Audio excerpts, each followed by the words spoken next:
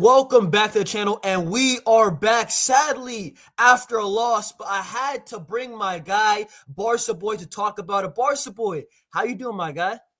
I'm chilling, bro. I'm chilling. It's been an odd 24 hours or so. Big defeat, but hopefully we can bounce back from it.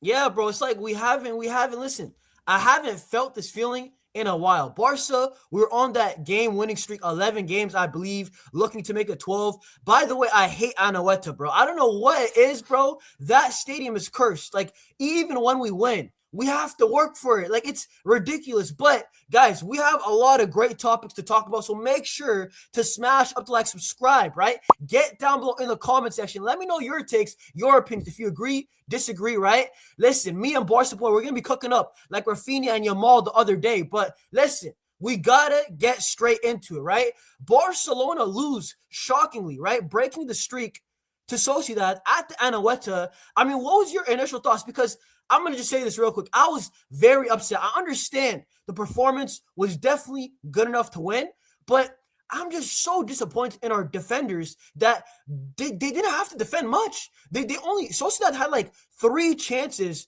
Honestly, I thought they had like 3 chances, maybe 4 attacks at maximum that were good, threatening chances, and our defenders couldn't handle that. And then we missed like legitimately like 15 ourselves. I mean, what was your thoughts on the game?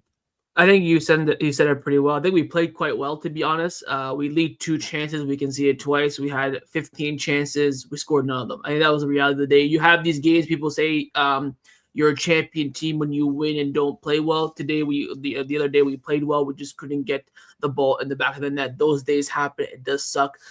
Refereeing decisions not going our way too, so that give it a bit of extra frustration, even more so. But I think the main story is not really the defense, although it has been this season for this game particularly. I think it has to be going forward. Yeah, I mean, listen, okay, so real quick, let's just get it out the way because, like, a lot of Barca fans are complaining about the ref. I understand, right, guys? I know Gil Manzano. When I saw him for the first time, like, in the second minute, I was like, oh, no, he's refing the game. I had a bad feeling in my stomach because I just know the history about Gil Manzano, but I have to be honest, bro.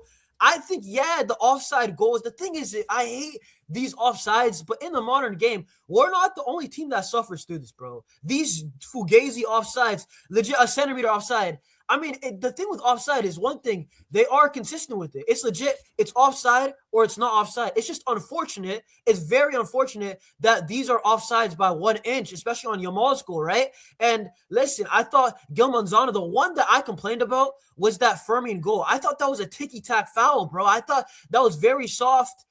I mean, well, what are you saying about the ref? I thought, to be honest, though, I don't think it's a real good excuse. I've seen worse Gil Manzano games for Barca, way worse than this. And, like, I thought we had enough chances to win from you. I thought we had a lot of chances, man. 100%. I just mentioned the referee that it was like kind of like on top of us missing over our chances. The referee also wasn't great either. With the Yamal's goal, I think the penalty should have counted because when Yamal was put through, he was offside, correct? And then when the tackle came in, that's when a new phase of play starts. When Yamal was offside, he did not touch the ball. So that should have counted. We saw a lot of those go against us last season because of our offside trap. Even the Classico 4-3, when Mbappe got his penalty, he was through on goal. He was offside, but Kubarsi got a touch on the ball. But since Kubarsi touched it, the play died. That's why Mbappe was onside. So the same case should have been this scenario. I think that for Sociedad's first goal, for the Oyarzabal goal, Dani Olmo was fouled and built up a clear foul that nobody checked, and it was in the same phase of play. Second goal was just calamity defending. I think the Firmino goal, I think it was a foul on Olmo. Is it soft? Yes, I think it is. It's so soft, though. Listen, that's the only thing. I understand. I think it's not a foul enough for VR to overturn it, but I think that was a bit unfortunate. But like you said, to put referee aside, we should have won this game regardless. Olmo, Pedri, Yamal, Rashford, all missed chances. We scored some goals that were outside. We hit the post 5 times. The ball should have went in the back of the net. Yes, Ramiro and goal made 2 good saves. But this should have been, we should not have lost this game. I think even a draw would have been injustice, but would have been at least somewhat something from this game. But at the end of the day, forget the referee and the defense. I think the attack is what mainly let us down in the match. I mean, the thing is that attack, bro. Listen, Ferran absolutely ghosted, bro. I'm not gonna lie to you, Ferran. That like he didn't do much. I know he didn't get the opportunities, but there were some chances that Fermin put a cross in, and like he just made. There's so much times that Fermin had or Koundé would have the cross because Yamal played really well. I thought. By the way, guys, I thought Lamine Yamal had a masterclass. I don't care what anybody says. He did his best. I thought Yamal was unbelievable. I thought the dribbling, the passing, the decision making was all on point, right? But dude, like Fermin Lopez and also Koundé, they had a lot of crosses. They probably had like a combined 5 that was like uncontested crosses down the right. And like them and Ferran could not get on the same page for whatever reason. And even when they did, bro, Ferran, he didn't miss a chance, but I was disappointed in him. Dani Olmo, bro. Dani Olmo. Now, listen, I've always said it. Dani Olmo is one of my favorite players, right? I don't understand the hate sometimes, right? But today or the other day, yesterday, I understand it, bro. Dani Olmo, like, bro, like, people might laugh, but we don't have that much money. But our hard-earned money we spent on you. So you have to deliver, bro. And then you missed it. I know it's a tough angle, but I don't care. You have to score one of these chances, especially away at Anoeta, man. Like, I was disappointed by him. I mean, what you got to say? Because there's 2 other guys who I think they've been pretty bad for a minute that we are going to get into. But what are your thoughts on Dani Olmo, bro? I think it's unfortunate. I think take away from the chances that he missed. He had a really overall good game, was making some good passes, making some good runs. Exploiting the Sociedad back line. Just really couldn't finish his dinner in front of goal at the end of the day. I guess he should have scored 100%. I'm thinking that the one in the first half, that cut back from Koundé, he's right in front of the goal and he puts it wide. That for me should have been a clear goal. He had those, of course, 2 chances early on in the second half as well. It happens. The fact that it's just so many lets people maybe put a little bit of blame game on him. But I think his overall game was quite superb as well, especially playing out of position on that left-hand side where he should be playing, I guess, in the 10. And no one really wanted Rashford to start this game. I didn't want Rashford to start this game. So I would have preferred the Olmo on the left-hand side option. It turned out well in terms of build-up play, possession, and, transition, but just locked in front of goal. Finishing. Yeah, I mean, okay, so guys, we got to move on to 2 guys who, listen, it's not just this game, but I feel like it's been like a theme now for at least 1 month, right? Probably more, bro. I think Jules Koundé and Balde have been very bad this season. I think they've been subpar. Maybe not very bad, but okay, Koundé has been very bad. But Alejandro Balde, a lot of fans are starting to get onto him. If you're seeing social media on Twitter, right? A lot of fans are saying, what does he do, right? And the thing is with Alejandro Balde, and we could talk about Koundé also, but dude, you're in year 4, and you actually have not improved that much. The crossing is still shambolic. Like, dude, Barca boy, I miss Jordi Alba's crossing. I'm thinking about nostalgia. I'm thinking back in the day, I'm like, yo, Jordi Alba would have never messed that. You know what I'm saying? Bro, legitimately, Alejandro Balde, these are uncontested. You know what it is? If it's a hard cross, fair enough. But how many times it's an uncontested cross, maybe a little laid through ball, and it's a horrible cross. Lewandowski can't score. Ferran doesn't even get the chance to score. I mean, what are you saying about our fullbacks? Because I think we're probably going to we need to at least this summer get 1 more right back and 1 more left back for me. But what are you saying about Balde and Koundé, man? I fully agree. They've been absolutely disgusting this season. I think Koundé's form I've never seen a player that was at such a high last season drop to such a low. With Balde's been kind of the same thing. His crossing has never improved since 2022 when he broke into the first team. Yeah, he'll get maybe a couple assists here and there, but overall, 8-9 times out of 10, his crossing is woeful. I don't even think he's even crossed the ball that much this season, especially in the attacking third. I think his movement there is absolutely disgustingly bad. I think he has great pace. He can build up quite well. He has good defending, but going forward, he is a massive liability. Unless the cross is absolutely wide open, he struggles a lot. And I think our fullbacks are becoming, weaker in this team, and reinforcement is needed. We'll wait and see what Cancelo can do from now to the end of the season as well. Yeah, but my thing is just like, bro, like, it's just shambolic. Like, Koundé, bro, I don't know what it is, bro. I listen, can I say something, bro? I just don't understand. Why does Koundé always start, bro? I feel like I don't understand if he has dirt on Hansi Flick. I don't understand if it's like a punishment. Did I do something in my life? Like that I have to watch Jules Koundé week in, week out, no matter what, by the way. Like, it's like Koundé plays garbage. He's going to start again in the big game. It's awful, bro. Like, we need somebody. Maybe Cancelo's the guy. Who knows, right? But I do want to move it on to the guys who played really well. I thought the only 2 guys, real quick, were Lamine Yamal and Hansi Flick. I thought Flick coached a really good game. and I thought Lamine Yamal was ever so well, bro. I thought he was unbelievable. I mean, did you give him any criticism, or were you like, bro, the guy played as well as he can? No, the opposite masterclass. I also think Pedri had a good performance as well, but those would be the only the three. This result is definitely not on Flick. To be honest, Young Garcia, I ain't gonna lie, bro. Maybe it's because the universe is punishing me. Little stinker, minor stinker from John Garcia, bro, yeah. Bro, you know what I was saying? I was saying Lev Yashin, Buffon, come outside, bro, like the other day. And then this happens, you know what I'm saying? It's just a humbling. But Young Garcia's going to be back. But I do want to start maybe a little debate, bro, because Raphinha was missing for this game, and Barca's record without Raphinha this season has been bad. And last season, I remember people were making the debate all the time. Who's Barca's most important player? Is it Pedri? Yamal. Pedri, Yamal. And this season, I'm not going to lie, Raphinha, you have to include him. And I just want to ask you, who do you think, and in the comments down below, let me know, who do you guys think is Barcelona's most important player out of Pedri, Raphinha, and Yamal, right? I mean, you could go first, bro. What are you saying? I think they're all important. I think every time one is missing, we drop a point. People say, oh, because the other one is missing. But this season is showing quite a lot that Raphinha is just the glue, man. He's the glue. Bro, you know what it is, bro? I don't know what it is, bro. Man, like, I know if, pause and all that's going to sound corny. Bro, this guy just got aura, bro. How does he make our offense and defense better? Tell me how offense crazy.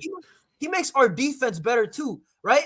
I mean, listen, call me crazy. I still think Yamal is the best player. I still think he's the most important because I think Yamal at his very best makes like at least 3 to 4 guys better around him. I think he makes Koundé better. He makes Dani Olmo better. He makes Fermin better. He makes Lewandowski and Ferran E. He makes Raphinha even better, right?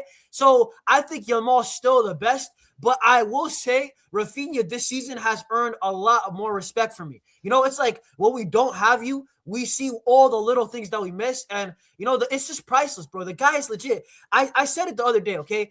He gives you 70% of Mbappe's GA. Like, he gives you 70%, 60 to 70% of it. But then he's also going to defend like it's his last game, like legitimately, his life is on the line. And then on top of that, he's a leader. Like, that's priceless, bro. You don't get that many superstars. Like, look at the world. You just don't, right? So Raphinha definitely got respect. But I do want to talk about some transfer business because, Barcelona, there's always some drama in the air, right? Keeping up with FC Barcelona is truly alive because, bro, it's true, though, bro. It is. Let me tell everybody real quick. Bro, when Inigo Martinez left, I was at the airport. I was like, yo, one of my relatives was like, yo, could you drop me off at the airport? I'm like, let me see, Barca content. Yeah, I'm like, yeah, nothing's going to happen. Inigo, he's all like, bro, well, how could this happen to me? But listen, regardless, right? With this club, it is always crazy. But Ter Stegen has just got announced he is going to Girona, right? I can't believe it. The most hated man at FC Barcelona. He used to be one of my favorite players in 2017. I love the guy, but the last 2 years have been ugly. What are you saying about this move to Girona, man? I'm happy. I think hopefully will lead to a permanent exit in the summer. Either he stays on the bench, earns all his money and does nothing, or he goes to Girona. We pay him, to play for a rival side. They pay him a little bit too. I just hope that he does not play against us. Hopefully there's a fair clause in that contract because I don't want him to play against us and have a master class and cost us points. Not because I think he will have a master class or anything like that, but don't want to risk it. So I think it's a fantastic move for all parties. Bro, Barca boy, I legitimately hope he plays against us. I don't mind you thinking that, but what if he has a masterclass? If Girona beat us and we drop points, and then we lose the league by a point. I'm gonna solely, if we lose against Girona or drop points, I'm solely blaming it on Deco. Listen. I'm not gonna lie, Barca boy, I don't see it. I don't see a Ter Stegen masterclass in 2026, bro. Come on, now. I just don't see it, but. Listen, that's not it, bro. It's not just Ter Stegen leaving. Obviously, we hope that he leaves in the summer because his wages are very high at the club, right? I don't know what they're going to do with that. But we do got to move on and speak about another player that is leaving FC Barcelona, a youngster. Hansi Flick absolutely crashed out. And it is a bit of old news, but I did want to hear your take on it. Dro Fernández is leaving FC Barcelona, and you might be asking to where because apparently he wanted more game time. But Dro, the super talent, right? He is leaving to PSG, and a lot of Barca fans are not taking this well. Had he leave to like an Ajax, PSV, or Dortmund, I think a lot, even me, I would understand it more. Okay, game time, but PSG, I think it's unfortunate the way that Flick kind of bet on his first youngster in the academy and that he kind of dips after 6 months. I'm not too fussed about losing the player because I think there's so much talent that we have in that midfield, especially in the first team as well. And he's right; it's going to be a lack of game time. But demanding game time, only being 6 months in the first team, is quite embarrassing to say the least. Going to PSG is a bit strange as well because I feel like they're just going to start loaning him out. And why don't you just stay at Barcelona and let us loan you out, and you can stay with the team that helped you the most, but. I'm not gonna lose sleep over it. It's not like any other youngster loss that we had in the past. Like when we needed Mark Yu, when we needed Elias Poniba, and all these sort of things in the comparisons. I'm not that fussed about it. But his destination is a bit odd, and we'll see how things do turn out. I think it's a bit arrogant from him to demand game time 6 months into the first team. Yeah, it's unfortunate that he left. I think Flick took it personally because he was kind of Flick's first bet in the academy. But going to PSG is a bit odd. I'm not too fussed about losing Dro. He's not really a super talent that I would expect to, down the hill, so to speak. We have so many midfielders coming through, and we have so many midfielders in the first team as well. Dro, I feel like, is a real talent, and I don't want this to become a theme of Barcelona that we're gonna be losing our best talents. Like it's like billionaires, bro. Billionaires, okay, we have all these talents. Because people say Fermin and Olmo, where's Dro gonna play? Yeah, but billionaires, bro, listen, they still want more money, right? Let's be honest, bro. How can you say no to more talent? And I thought Dro is a real talent. And Barca, what made us special in 2010, 2011, 2012? We had so much talent. So I'm a bit upset, and I don't want this to become a theme, bro. Like I really don't. Yeah, I agree. I don't think this will become a theme. I think it's just the odd talent here and there. And this is one where, a club didn't come in for him. He's the one that came to Barcelona and said, I want to leave. So he's taken that, bet on himself to succeed elsewhere. If it doesn't come true, it'll be another example that we can show to the future players. And look, if it happens when you leave too early, you'll end up like this guy. So, I mean, fair enough. But listen, we do have a massive 2 UCL games incoming, right? I think we have like around a 43% chance of going through in that top 8 automatically to the round of 16. I think Barcelona, we have to win, and we have to win convincingly, right? Like a 3-0, 4-0 for the goal difference if we want any chance. I mean, do you still got hope for top 8? Are you saying like, bro, I'm already thinking about the playoffs? What are you saying about it? I think it'll be tough. Like you mentioned, it's only a 43% chance that we get there. I think this game away at in Czech Republic, the Slavia Prague, won't be easy as well. Very, very hostile and ruthless atmosphere there. I think we just kind of have to do our job and then see. I wouldn't even focus on goal difference too much. I just focus on 3 points, and then we'll have to wait and see if other results go our way. Because at the end of the day, it's not in our hands. Yeah, bro, I'm so pissed off that Club Brugge game happened. You know what I'm saying? PSG, but especially the Club Brugge, because Chelsea and PSG, they're tough games. But Club Brugge, that's unacceptable. Now, Barca, we got to do our homework, and then we got to rely on some other teams, which I hate. Like, I hate when you fully control your own destiny. But, guys, I hope you guys enjoyed this one. Make sure to smash up the like, subscribe. We will be live for the watch along on this channel for the Slavia Prague game on Wednesday. I believe there's going to be a lot of content coming your way. Barcelona are back. I love y'all. Peace out. Visca Barca.